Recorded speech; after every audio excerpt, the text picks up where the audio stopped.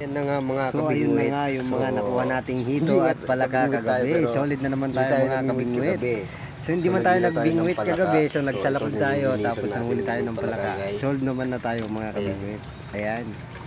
Kaya support tayo guys. Nagdala tayo ng pangsaklob. So masakit yung kamay natin kagabi dahil natusok tayo ng hito. So ito naman yung mga nakuha nating hito guys. Ayan. Ayan. Itong piraso yan guys. So ayan. Yung mga palaka pa tayo rito. Ayan. Tapos yung mga hito. Ito hindi pa natanggal yung mga tinik nila guys. Mapapansin nyo. Ayan. Hulid yung mga hito natin na huli kagabi. Ito mga hito ng ilog, native, purong-puro, hindi siya African hito.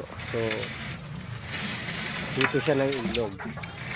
So ayun lang guys. Shoutout sa mga tropa dyan sa may Alos.